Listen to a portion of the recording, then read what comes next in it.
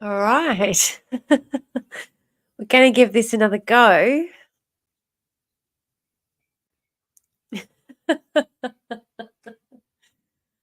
Oh, Lordy Lord. And I actually think, oh, oh, let's try this.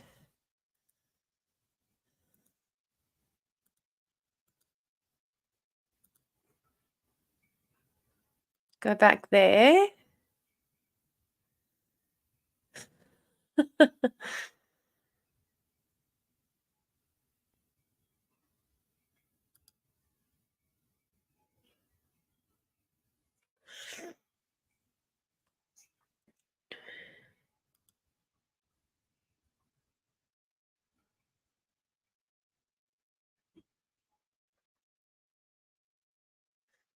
So what I thought I would do, all right, let me know.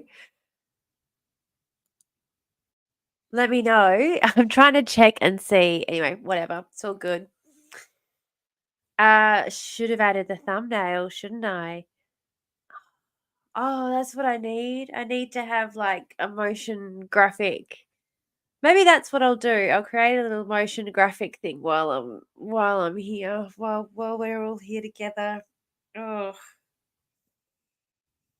gosh almighty, my neck. Not enjoying it. Definitely not enjoying it. Ugh. I'm not. My nose is not enjoying the having the flippin' hay fever either, I tell ya. Now, I'm gonna send an invite on the what's it called? On the Discord.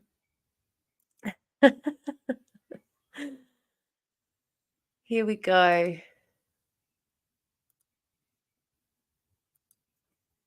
Here we go. Okay, new link.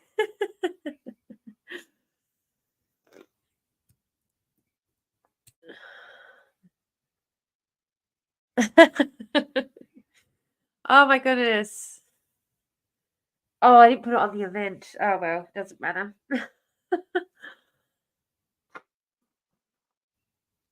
Sorry. Oh, I've got a little. It's gotten so bad. I've got a little bin next to my chair because it's just hay fever. It's literally just hay fever. And I like having the windows open because otherwise it gets a little bit too warm. I got a warning about a heat wave, and I was like, really though? Really though? It didn't happen. It didn't happen. They always warn us that we're going to get extreme weather, and we don't really. I mean, we get extreme winds. Don't get me wrong. They're just part of the course where I am. But other than that, the weather is pretty mild. And every time they threaten extreme weather and it doesn't say extreme winds, I'm like, mm. So even when they were talking about the heat wave, I was like, but you mean if I open my windows and I get that breeze coming through, I'll be fine, right? Because the wind never stops blowing. Never stops blowing. I think we're like the windiest place in the country. Uh-huh. Yeah, I'm just going to archive all that shit because it's just annoying. All right. There we go. I'm trying to minimize. Maybe that's what I can do. Maybe I can talk about the video that I'm writing while I'm writing at my next video instead of the last one that I did. Um, I was actually doing one on justice, and as I started writing about justice, I started thinking a lot more about the idea of the individual in our society and how that is generally only called upon to ostracize and divide the middle and lower class. When you think about how many groups and societies and clubs the wealthy have made for themselves to belong to, how many groups they make for themselves to belong to, and how the idea of the individual is really drawn upon when it comes to things like, you're on your own, when it comes to like requesting the basics. uh, I had hear a lot of people saying that if you gave everybody the same amount of money within a week, they would have vastly different sums. And I'm like, yeah, because you're assuming that we're all motivated by the same things. What I'm saying is we should all have a basic standard of security and then do whatever the fuck you want. Like I don't want that. I want to live as a part of a society where we help each other because that's the community that I've always belonged to, and it's I have seen it work in action, but this is what I'm talking about with the way that we design these clubs to not feel so much like individuals. The individual is always called upon when it's not a positive thing, is what I'm saying. It's kind of a you're on your own kid mentality when it comes to mentioning of so-called individual. Oh, sorry, gotta mute myself. I keep forgetting I gotta mute myself.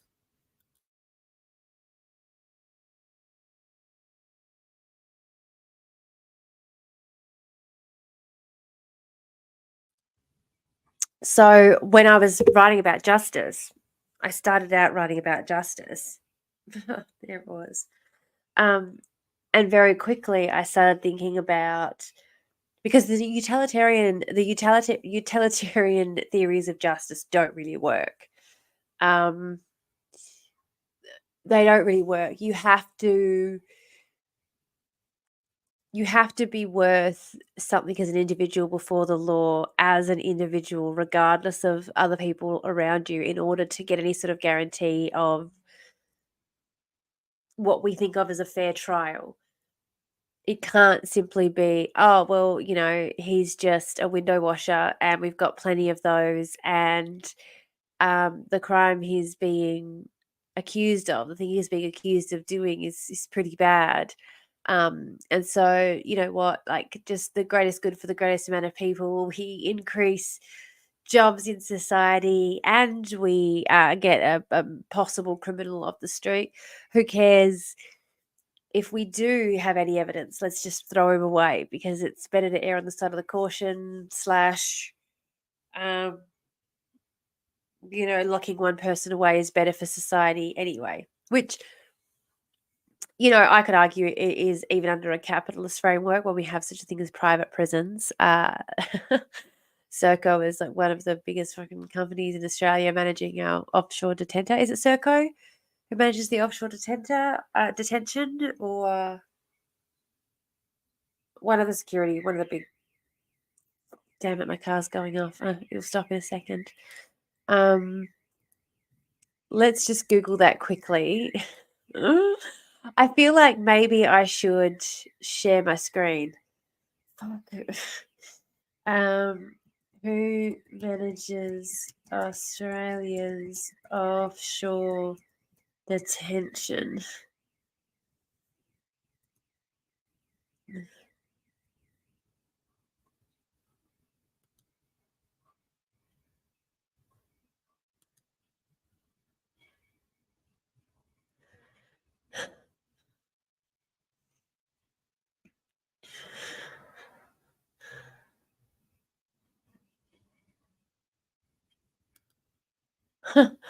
Maribyrnong. I used to live there.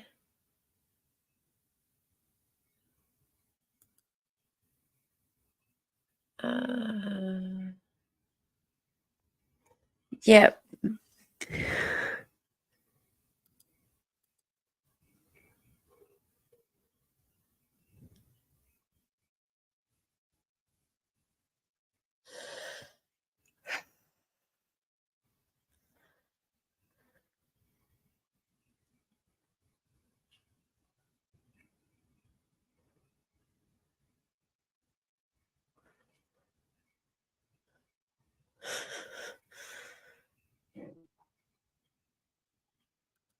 Here we go.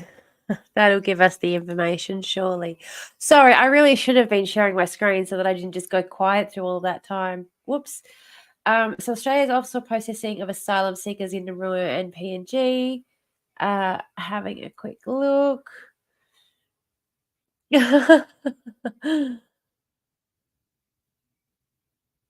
Oh, ending the Howard government's controversial Pacific solution. Yeah, that you guys weren't like fully co-signers of. Let's not forget. God almighty.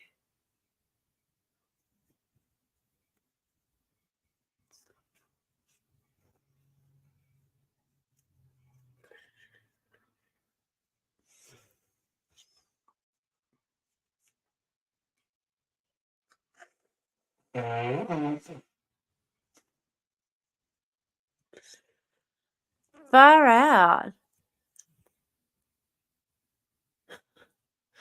They talk about how much has been, honestly, the Australian government website talks about how much money they've spent on it, but they don't want to talk about who's running the bloody thing. I mean, it doesn't give you a number, it just tells you as a percentage of the bill in there. Far out. Resignation syndrome. That's such a great way of saying they drove them all to unaliving ideation. Where is trying to have a look. Closing in 2007, reopening in 2012. Medivac bill passed.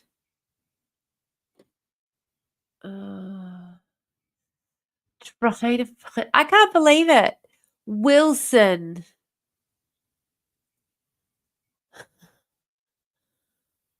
Wilson. Okay, and then they withdrew.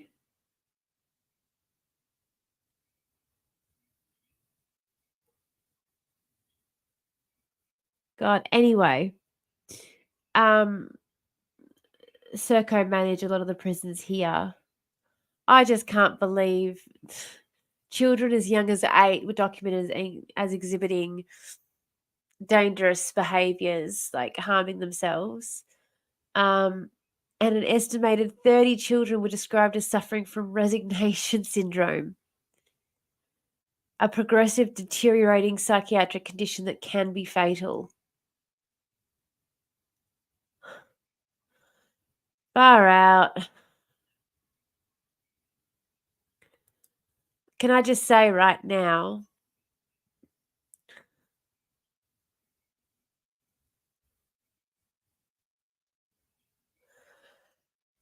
the fact that we did this is human rights abuses right there. If there's any such thing as human rights, then far out. Eventually, their condition might progress to a stupor, i.e., they stop walking, eating, talking, and grow incontinent.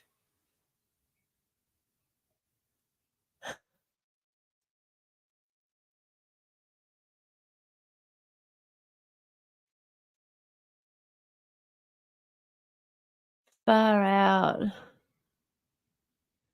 Like, it's just terrible. It's absolutely just terrible what we've done to people. I just can't. God almighty. Far out. I can't even.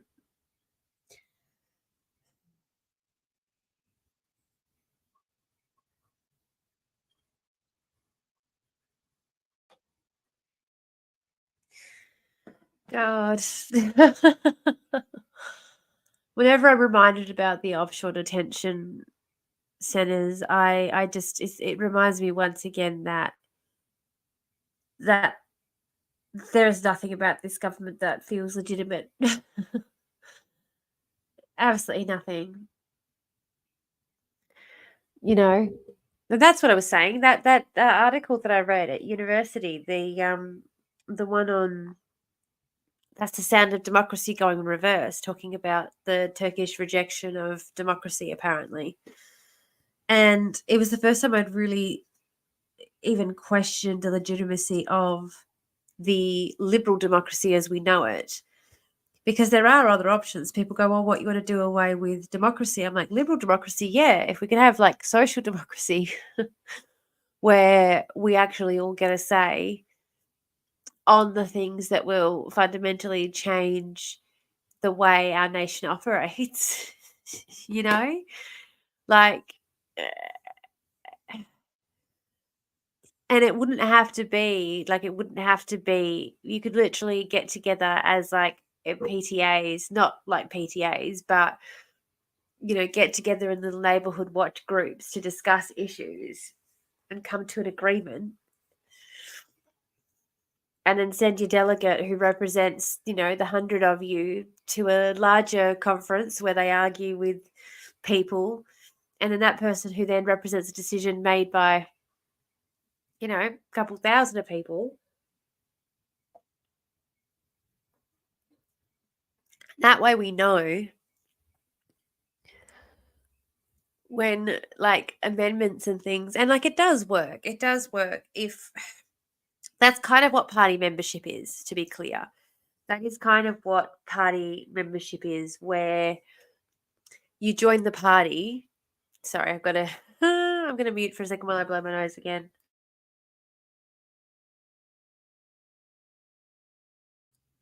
So, if you were to join the Labor Party and become a part of the Labor caucus, like they have their big meeting, and I've got friends who were in the Labor Party who talked about it. Like, they have their big meeting where they discuss the policy and they vote on what they want to have happen. The problem is, I've been a part of a political party that did that, and then what was being agreed upon by our elected officials in Parliament was not what the party had agreed on. Was not what the membership had agreed on.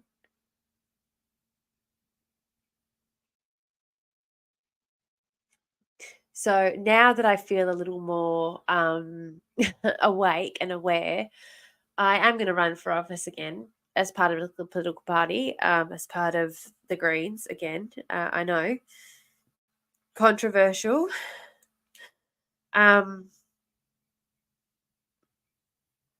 But I'm going to do that because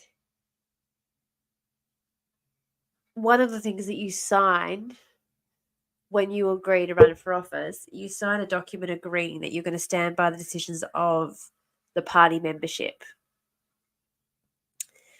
And I want to stand by that. I want to push that point, and I want to push that point to anyone else. Like, at the moment, there is only one elected member for the Greens in Western Australia.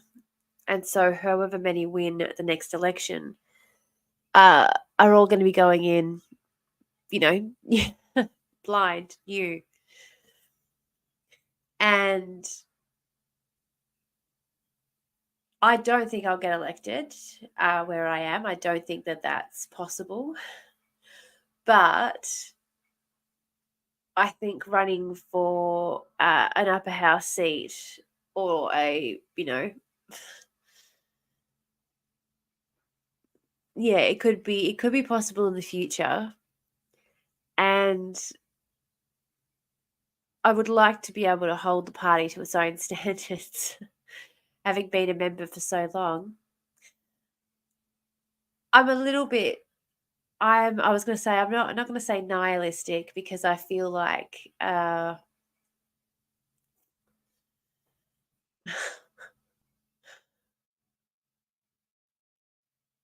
what's the word? Pessimistic maybe is probably a better word. I'm pessimistic about politics in general, and so I just kind of feel like, meh, what, might as well. I don't know. I don't know.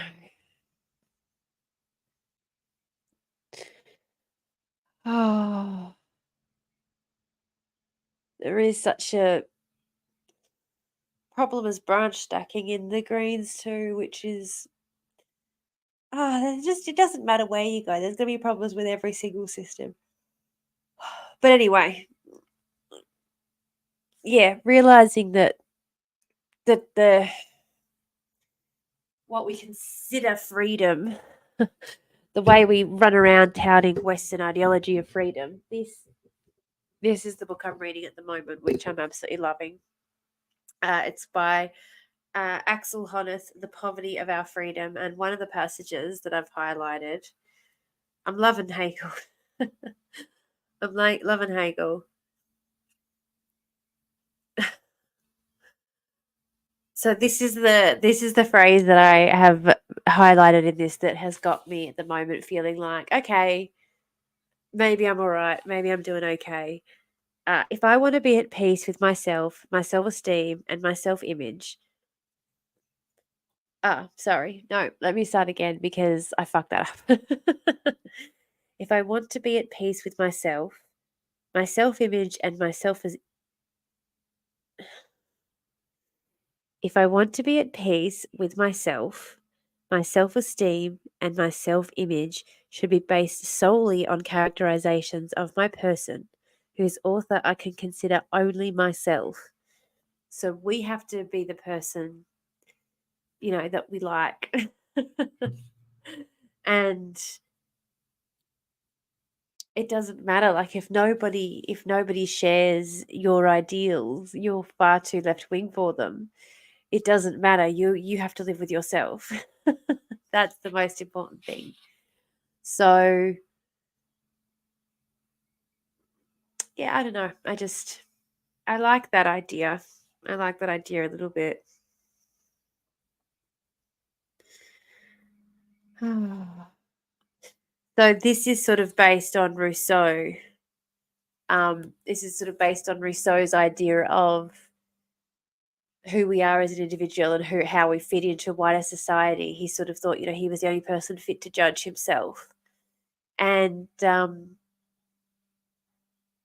think that's true. And I think when we accept that, then we become our most authentic versions of ourselves.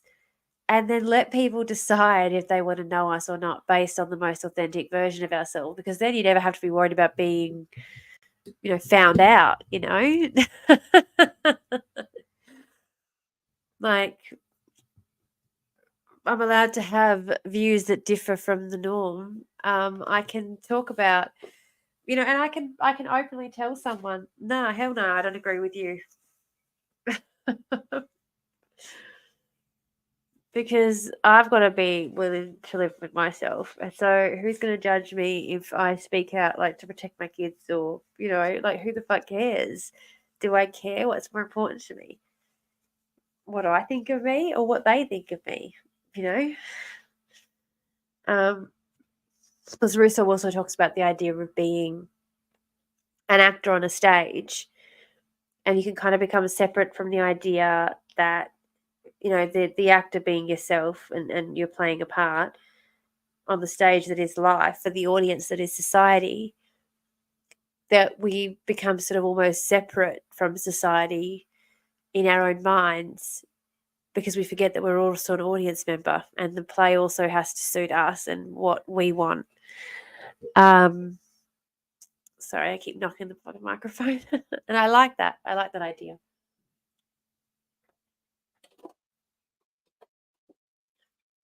I want to put it on the floor next to my chair, but I know one of these cats is gonna, cat. Cat's gonna cat. That's generally what happens. Oh, lordy, lordy, lord. Oh, yep. So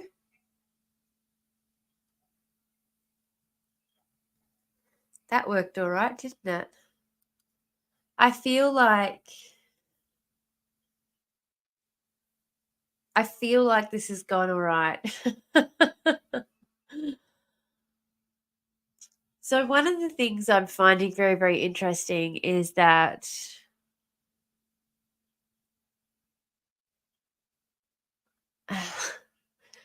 the sort of sound bites and stuff are playing better on YouTube Shorts, which I hate to be that person. Like, I really, I hate to even, I don't know, think about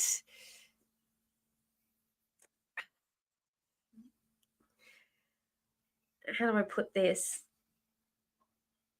Like, I don't see it as success or failure. If I did, I wouldn't bother posting on YouTube at all. Obviously, I would stick 100% to TikTok. Um, but what it actually is I like all the analytics. I like working it out. I like feeling like I can crack the system. And on TikTok, I kind of have in terms of, oh, Ninja just slipped off the, nearly slipped. He's all right. um, yeah, with TikTok, I kind of feel like I cracked the code in terms of I know when something's going to go horrendously viral, meaning, it's going to get picked up by the racist side of TikTok. Unfortunately, that's just whenever you say anything. So, you know, um, when you say anything, even vaguely culturally related, um, I'm getting a bit fed up with the culture over there. Um, and I will say though that on my shorts, I have noticed people who take the time to comment do not take the time necessarily to comment nice things. They're definitely a lot quicker to be like, shut the frick up, dumb biatch, than they would over on TikTok. On TikTok, you kind of get a whole lot of, oh my goodness, yes, yeah, just, you've said this exactly how I've been thinking about it and stuff like that. You get a lot more of those comments. Whereas over here, I've had none of those comments. Absolutely none, which is fine. It's not like I'm sitting here expecting that I have to get nice comments or anything like that. But it's just I wouldn't be. Ah, there's the little ninja. Hello. You want scratches? Do you want scratches?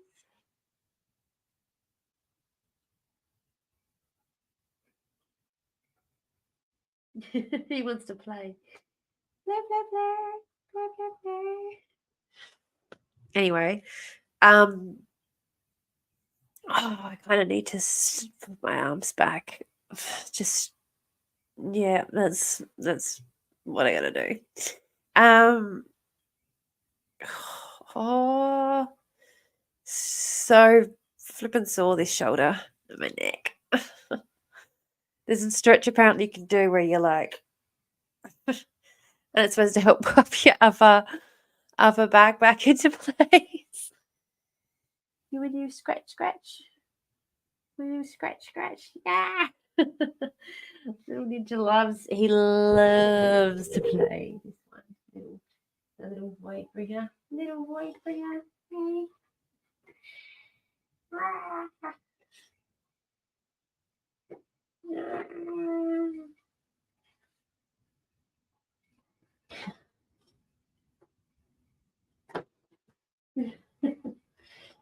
Come here. Come here, little boy bringer. Come say hi to the lovely people. Oh, this is Ninja, the little boy bringer. Yeah. Hey. Little sweetheart. Oh, I forgot I need this. You can't hear me. Oh, such a sweet kitty cat. Such a sweet little bush, this one. And that's the thing, having. Oh, that's right. I was telling you all about how my parents rescue kittens. He's just sitting on my lap chilling. Oh, now I feel like I have to tell everyone there's a kitten on my lap so they don't think I'm just sitting here scratching at myself. Yes, the little void is on my lap. Oh, I wonder if I could reach that without disturbing him. Everyone knows, right? Once there's a cat on your lap, that's it. Yeah. You can't move.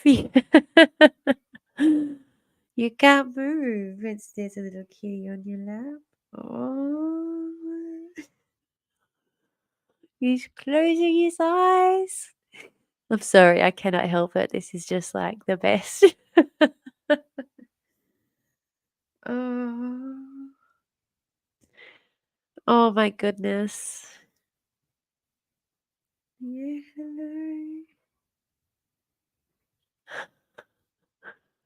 Goodness me. Goodness me. All right. Now, what was I having a look at? I was having a look at this. Let's see it.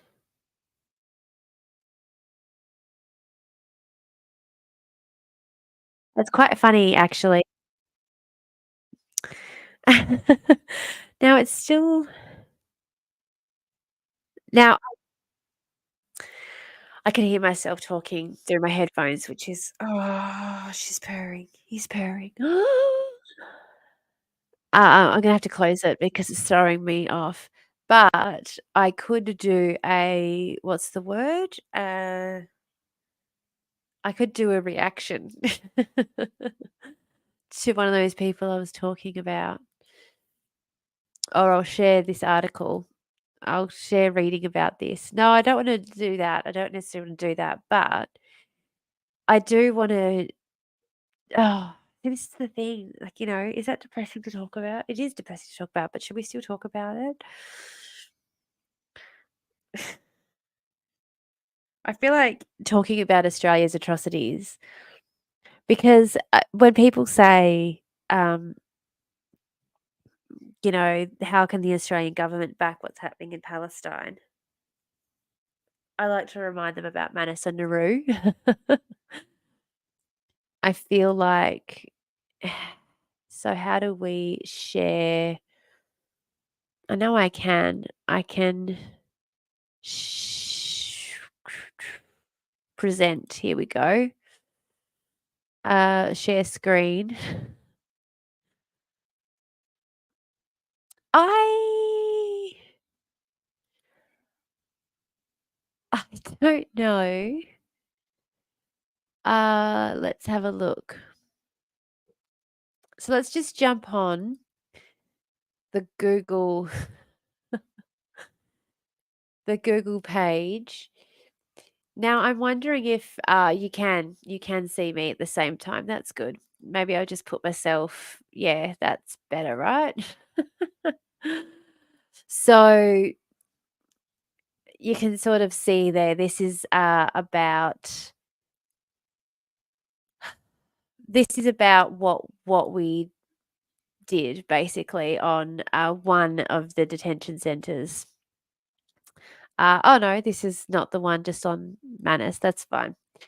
So basically, if you have a look, I'm just going to open in a new tab the Nauru Processing Centre and the Manus because these are the two that I really want to talk about. Not that, you know,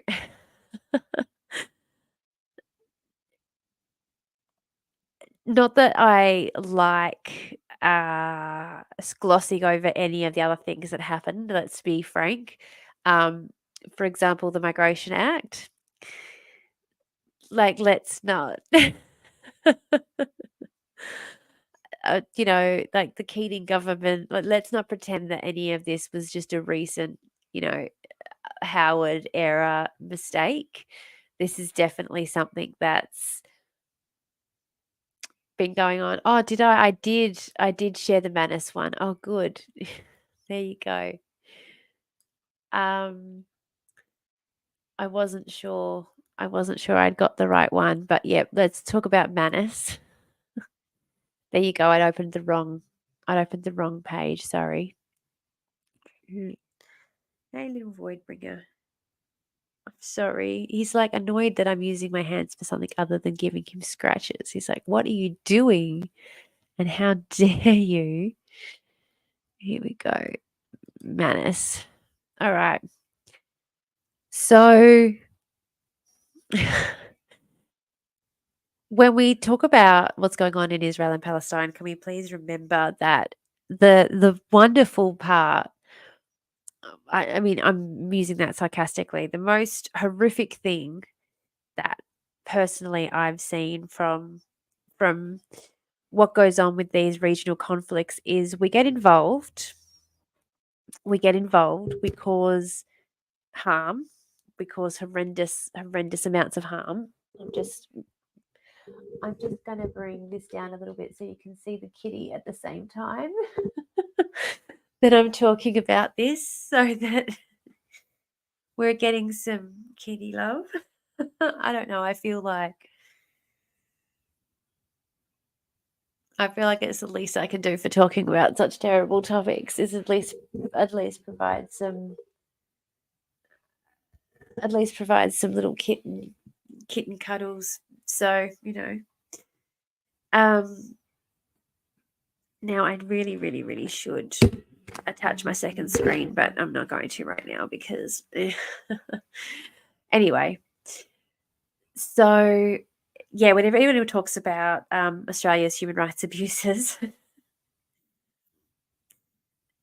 and we wouldn't support a government that was committing these kinds of atrocities. Like we are the government that commits. Like our nation does things like this. And when it was pointed out during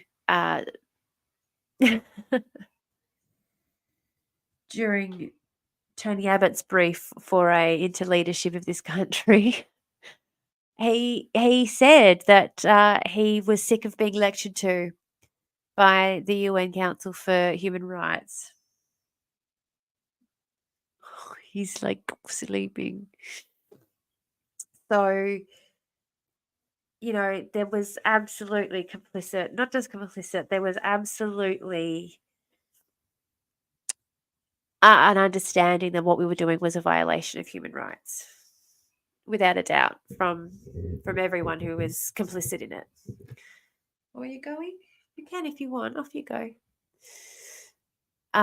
So originally established in 2001, along with Nauru as an offshore processing centre, OPC. Now, it's important to remember that these are deprivation of liberty centres. That is that is the term that we would use to refer to centres like this. They are deprivation of liberty centres.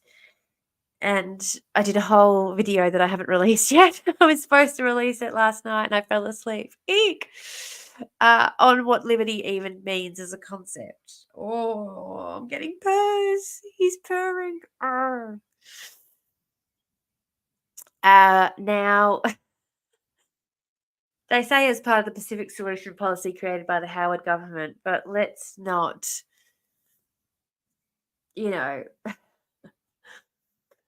after falling into disuse in 2003, they weren't really being used by the Howard government. Like, we talk about, oh, God. Made a big song and dance of officially closing him in 2008, but then Gillard reopened him in 2012 as part of the PNG solution by the second Rudd government. It was announced that those sent to PNG would never be resettled in Australia. And then, and then, of course, Tony Abbott announced Operation Sovereign Borders.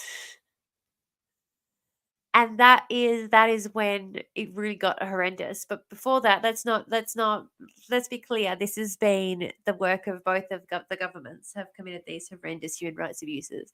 So to think that anyone is shocked that we've got a Labor government engaging in human rights abuses over the ocean, this is why I'm so disappointed in World War One. This is why I'm so disappointed in World War One, because it was basically a big tantrum, a big rich boy tantrum. And it stifled, like prior to that, there had almost been this idea that the class of being considered a worker was more important than being considered a German or Italian or, and obviously Germany wasn't really unified as such, it was broken up into different provinces and things. We've got Prussia and all that still existing back then when we're talking. But anyway, certainly the map didn't look the way that it did today, is all I'm saying. Sorry. Stop rambling. God, tomorrow. But yeah, this idea that the workers as a class, the proletariat as a class was trumped the individual's identity as any other sort of little kitten any other kind of identity, meaning that we should have solidarity. And then the flipping First World War came and wrecked it, you know. Um, and I mean, like to be fair, it was the SPD who, the Socialist Party, who the members who'd gotten a bit too big for their boots and a bit too full of their own self-importance that voted against what the members wanted, that saw the breaking down of this. Oh, he just loves getting scratches. I think he doesn't want me to talk. I think that's what the problem is. But anyway, so one of the most awful things.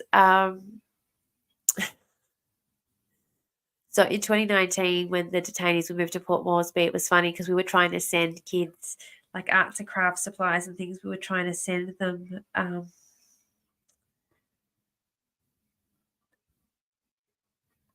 What's the word? Stationery and that, and they kept getting stopped at the borders. And it got to the point where, like, the centres, we were going into like Big W and that, and asking them for donations, but they were just like, we need evidence it's getting there before we're gonna agree to do it. And we were like, oh, okay, radio, because it was, we were buying a lot of stationery when it was on clearance. Um, and then we contacted them to see if they could do any deals and stuff for us, and then they offered to give us some for free. But yeah, we had to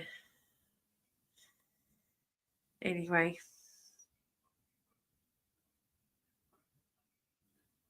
It wasn't getting there. It wasn't getting there when they moved them to Port Moresby. Anyway, uh,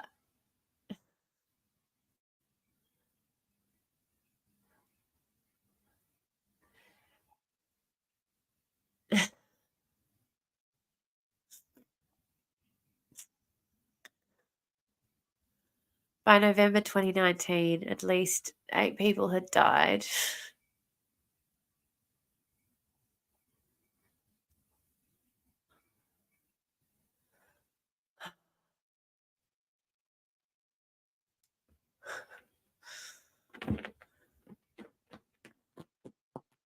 Oh, please don't do that.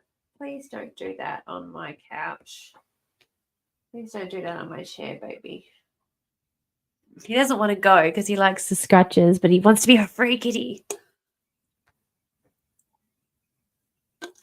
All right. Now, the United Nations High Commissioner for Refugees cited the centre as an indicament of a policy meant to avoid Australia's international obligations. That description fits very, very well. And then yeah, that was when Tony Abbott said that he was a bit sick of being lectured to by the UN, which I just think is a bit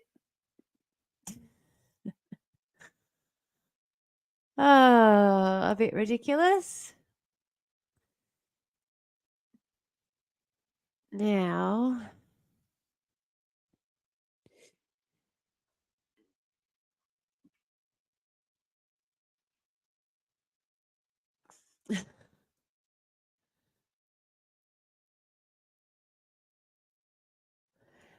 Australia's history of offshore processing goes back to the 60s when Manus Island was set up to take refugees from West Papua, known as Salacia Camp.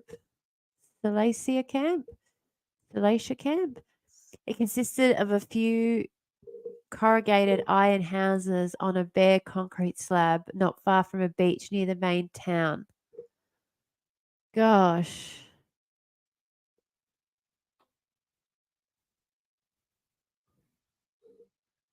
Many were turned back by Australian patrol officers on the border. Are you kidding?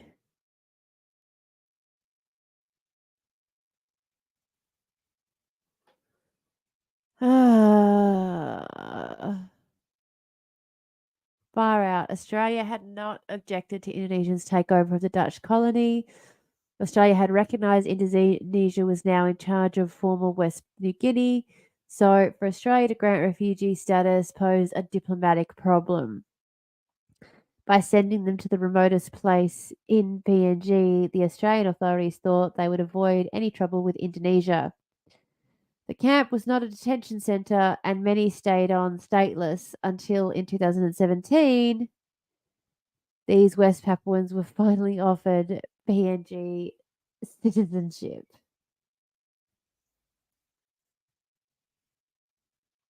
Oh.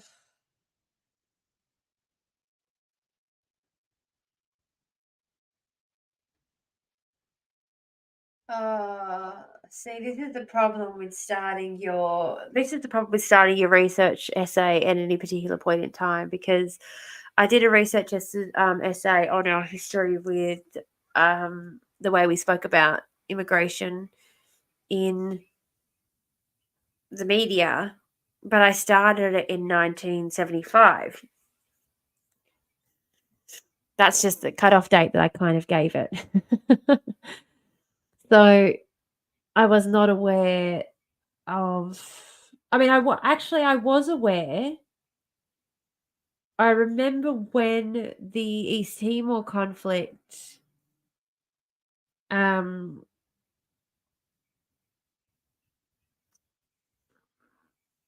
I remember when the East Timor conflict kicked up. Well, I say kicked up when we went over there and started doing the colonizer thing. I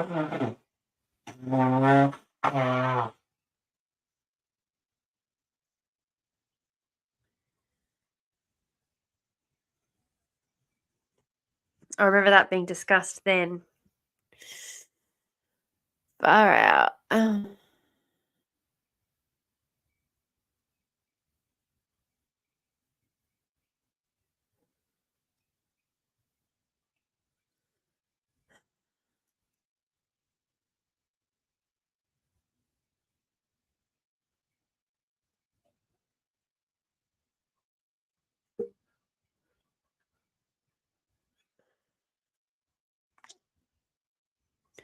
So, a lot of preventable deaths that happened.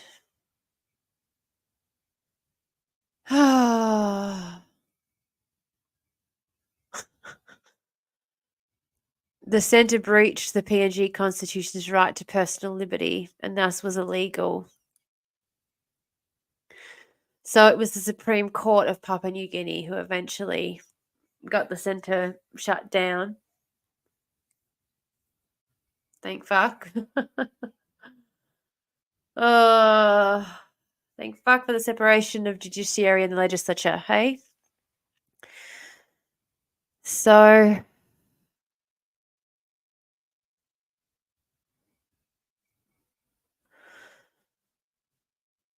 it's just really frustrating knowing how many preventable deaths were caused because and it is amazing. It is amazing how getting a whole bunch of people and torturing them stopped other people from wanting to come here. Unless they were wealthy, of course, they all still kept coming.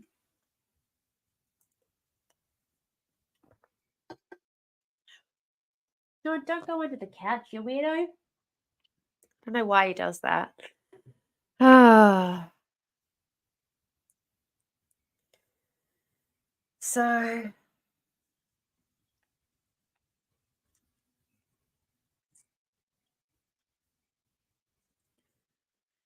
yeah, the ones who come here who want to work hard and build themselves a new life, they get tortured and treated like shit to make sure that other people don't try and come here. But the ones who come here, you know,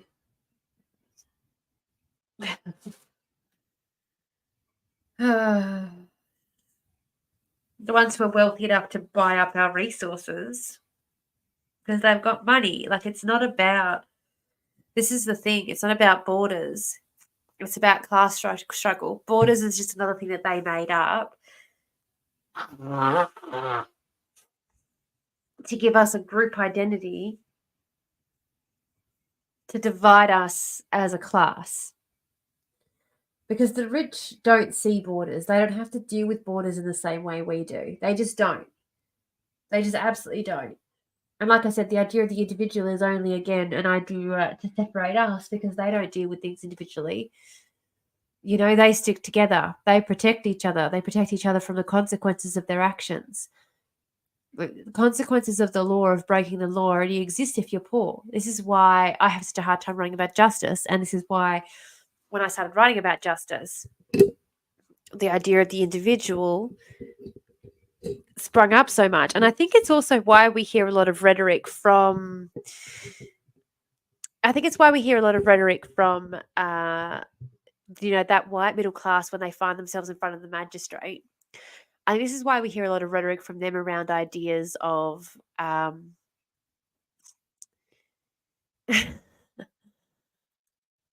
sorry, I'll just get rid of that. But we hear a lot about them about ideas of oh god, I forgot what I was saying now.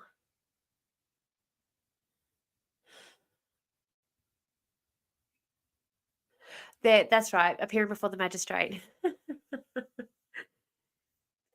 We hear a lot from them about the family and how they're a member of the community and how, all of their attributes are how they're an upstanding citizen, about how they've got this bright future, how they're a member of this team and that team. We hear about all of that because they genuinely feel like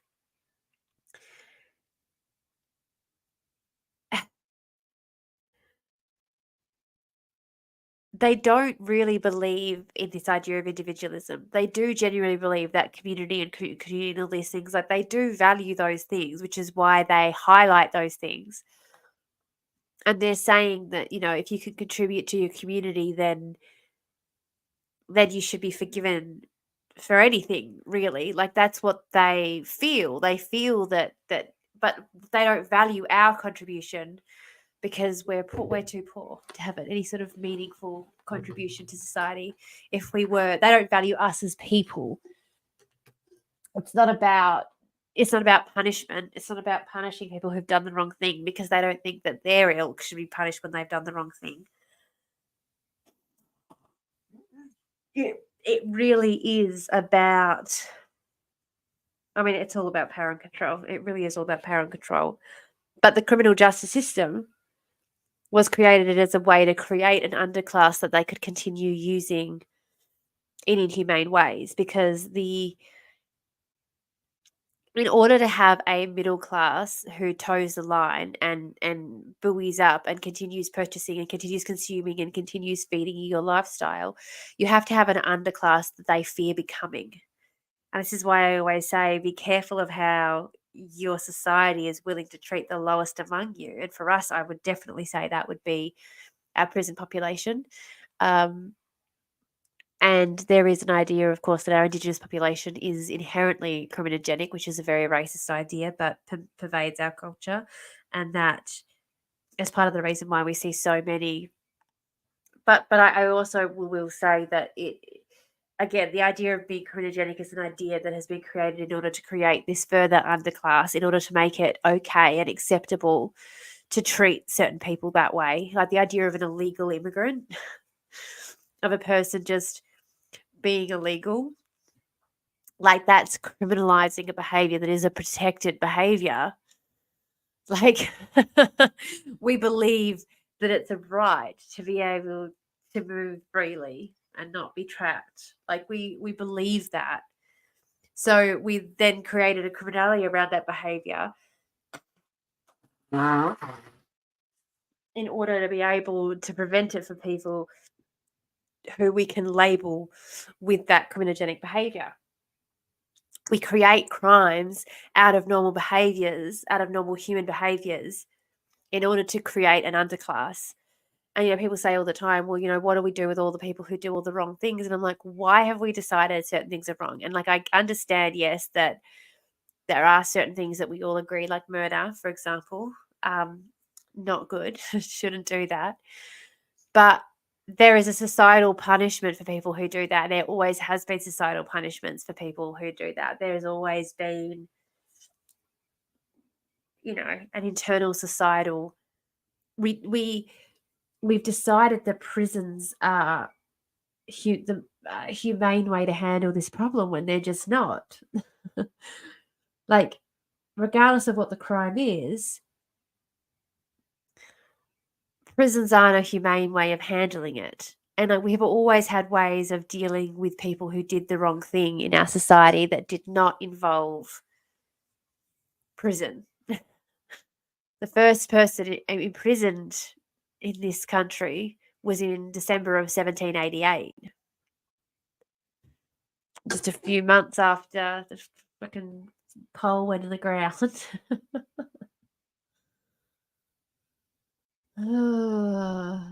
And suddenly we got prisons, like something we just didn't have. Like, why? Anyway, I think I'm going to end this there because I've been talking for nearly an hour. Ah. And I've just been musing about a video that I should have been doing. I should have been writing and researching, but instead I got sidetracked. But anyway, yeah, this idea of the individual, all those individual people enduring horrific conditions under our government's watch. Just anyway. Anyway. Of course, of course, our government's fine with what Israel are doing. They do it themselves. They're no better. They're no better. And the examples on Madison Nauru show that. So, you know, look at what our government, and then you want to try and tell me that our government's not above making racist laws that just target one particular group of people. You see all of this shit that our government does, but oh no, they couldn't possibly create edgelord like racist laws. That's just a step too far. Of course they wouldn't do that. Like, what the fuck ever? What the fuck ever? Honestly. All right, I'm calling it. I'm calling it. And let's just try again in another 2 hours. I don't know.